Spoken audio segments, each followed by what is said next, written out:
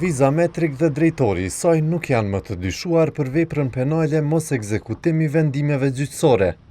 Prokuroria themelore në Prishtinë e ka mbyllur muajin e kaluar hetimin për këtë rast. Kompania e kontraktuar nga ambasada gjermane i pati detyruar qytetarët të paguanin 30 euro për t'u kthyer pasaportën në shtëpi dhe nuk u pati lënë mundësinë që t'i merrnin pasaportat e tyre fizikisht.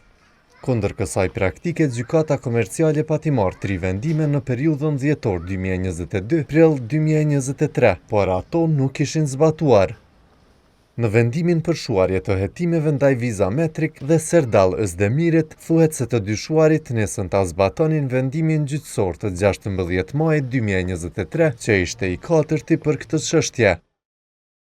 Në rastin konkret, prokurori i shtetit pas zhvillimit të hetimit dhe analizimit të dosjes së lëndës, provave materiale dhe atyre personale, ka ardhur në përfundim se në rastin konkret ekzistojnë rrethana të tjera, të cilat e përjashtojnë ndjekjen penale, pasi që i pandehuri ka filluar të zbatojë një vendim të tillë, atëherë, edhe pse ndjekja penale është filluar, eneta do të ndërpritet dhe do të pushohet hetimi duke u bazuar në paragrafin 3 të nenit 399 të KPRK-s. Gjatë intervistimit në prokurori, drejtori i Viza Metrik Özdemir tha se veproi si e këshilluan avokatët dhe se vetëm vendimi gjyqësor i 16 majit 2023 e obligonte të mos u merrnin aplikuesve 30 euro kur ata shprehnin vullnetin ta tërheqin vetë pasaportën.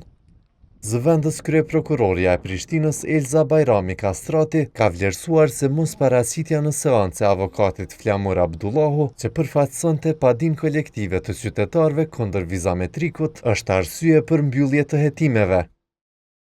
Për më tepër, fakti që gjykata komerciale më datë 13 maj 2024 ka marrë aktvendim me të cilin është konsideruar e tërhequr padia e paditësit Flamur Abdullahu e iniciuar në emër të interesit kolektiv për shkak se ineti ishte ftuar në mënyrë të rregullt, mirë po nuk ishte paraqitur dhe mungesa nuk e ka arsyetuar, mund të nënkuptoj që vendimi është zbatuar tashmë nga Viza Metrik dhe se nuk ka pasur interes juridik nga pala paditëse të vazhdojë me tutje me këtë procedurë. Viza Metrik në bazë të faqes së ambasadës gjermane vazhdon të jetë i kontraktuar për shërbimet e vizave. Prej 1 janarit 2024, qytetarët nuk kanë nevojë për viza turistike për udhëtim në shtetet e zonës Schengen, teksa për udhëtimet e llojeve të tjera duhet të aplikojnë ende.